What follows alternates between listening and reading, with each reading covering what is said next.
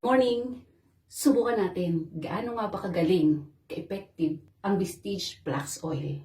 Sabi kasi nila, napaka-effective daw nitong magtanggal ng mga kolesterol at mga bara sa ating mga ugat.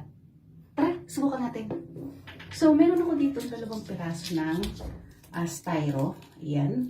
I-consider natin ito ng mga blockage sa ating mga ugat.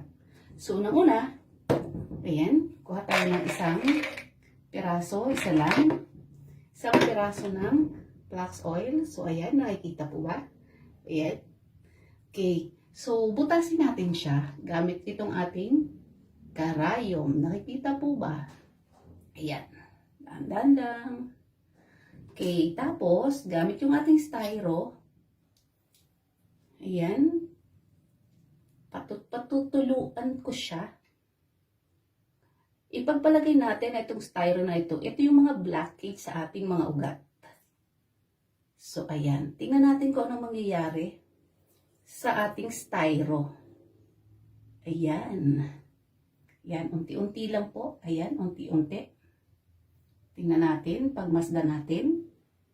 Ayan, unti-unti siyang natutunaw. So, katulad ng mga bara sa ating mga ugat, ganun din siyang kayang tunawin ng Vistage Flax Oil. So, ayan po, oh, nakikita niyo po ba? Ayan. Ayan. At itong balat, kainin ko na lang, sayang. Kita niyo po ba? Wala na. Subukan pa natin. Meron pa isa. Ayan. Basain natin likod tsaka yung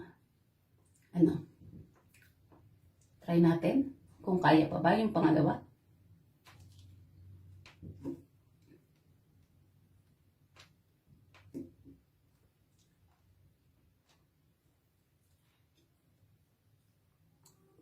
Ayan po, pagmasdan mabuti, walang kukura.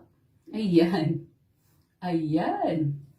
Ano na bang nangyayari sa ating pangalawang styro? Ayan po. Tingnan natin. Ilalapit ko para mas makita ninyo. Ayan. Ayan. Ayan po. Wala po akong ginalaw dyan. Wala po akong ginawa. So, nakikita nyo po ba? Ayan o. Ayan. Magic! Hindi po. Hindi po yan magic. Ganun lang po talaga kagaling, ka-effective si Vistage Flax Oil. Tara, subukan natin. Thank you!